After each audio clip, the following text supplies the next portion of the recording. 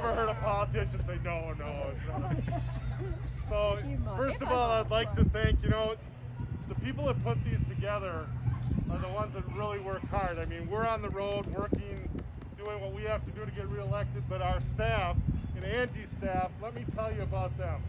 Not only are they working this and working hard, putting together groups, calling you, what you all got called, but her own staff in Washington, right here in our district. Angie has picked a staff that is unbelievable.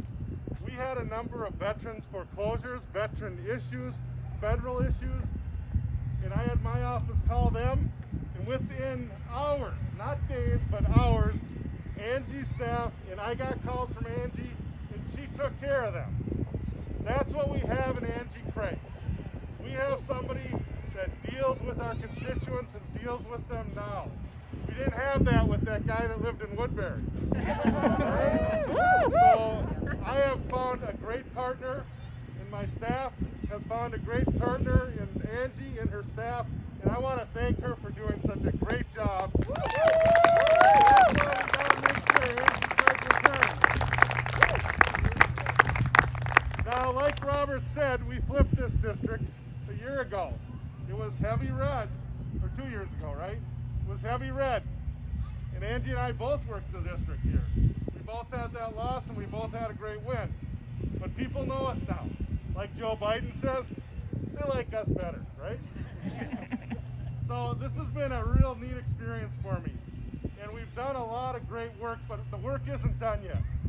We know those individuals are saying, we don't want you to invest $1 in rebuilding Minneapolis.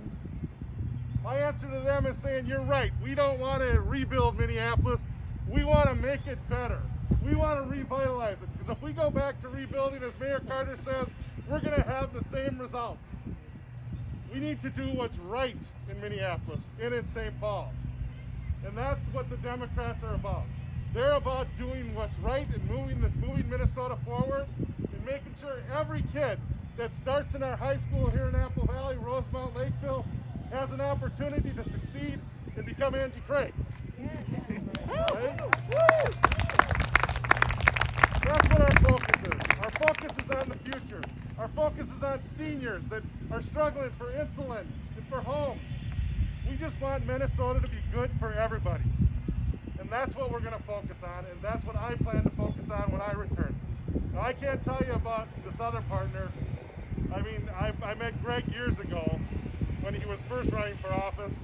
He's a teacher, he's a coach, I'm a football referee, so maybe we don't agree on everything, right? Maybe sometimes I like to throw a flag at Greg.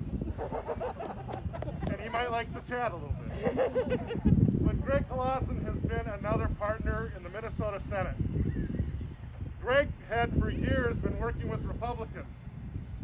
And when I actually won the seat, he called Robert and I over to his house at his kitchen table and said, you guys, we got some work to do. He literally pulled out a stack of files this big, and he said, this is what I need you to present day one. Robert and I are going through these going, do you even know what these mean?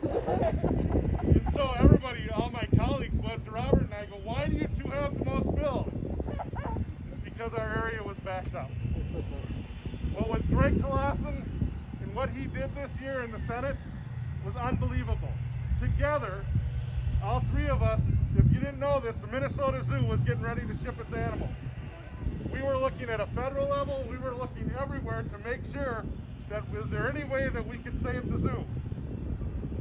Senator Clausen and Robert Bierman and I got together and we went to the governor's office and said, this is a value to the state. The next day we got our money. That's the kind of person Greg Clausen is.